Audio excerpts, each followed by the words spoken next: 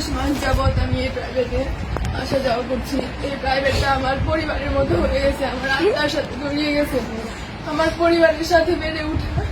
আর এই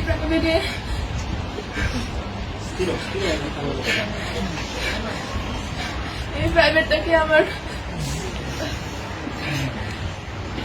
পরিবারের চাইতে কোনো অংশে কম মনে হয়নি। এই প্রাইভেটের প্রত্যেকটা মানুষ আমার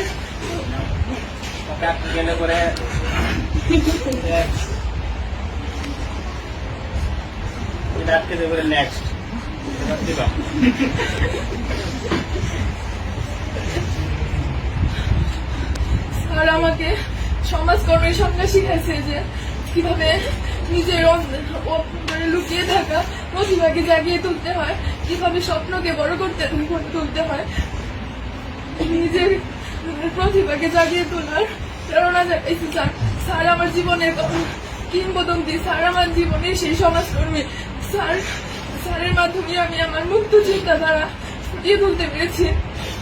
তাছাড়া স্যার আমি অনেক সময় অনেক বেয়াদবি করছি, যেগুলা হয়তো আমি বুঝতে পারি নাই, কিন্তু আপনার মেধা এইগুলা ঠিকই ধরা পড়ছে।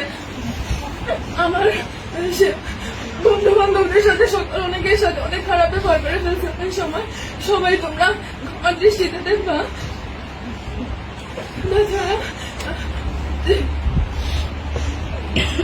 মাফিয়া, পুলিশ, যদি তোরা আমার জীবনে অনেক ফ্রেন্ড ছিল, কিন্তু তোদের মতো কেউ হবে না রে। প্রতিটা মুহূর্তে আমি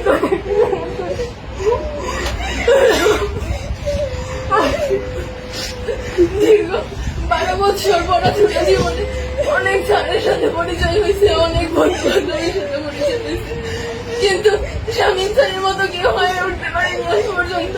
আর তোদের মতো ফ্রেন্ড আজ পর্যন্ত হয়ে উঠতে পারেনি। আমি ক্লাসের মধ্যে অনেক কথা কাউন্টার দিতাম যাতে অনেকেই বিরক্ত হতাম। সবাই আমাকে ক্ষমা করে দিও। আমার স্যার, আমি সবসময় আপনার থেকে সকল ধরনের সাপোর্ট পাই আসছি। স্যার, কোনো সময় আপনাকে শুধু স্যারের চোখে না, আপনাকে আমার বড় ভাইয়ের চোখে, একজন আদর্শ গাইডলাইনের চোখে দেখে আসছি। স্যার, ভবিষ্যতেও আমি চাই আপনার কাছে আদর্শ একজন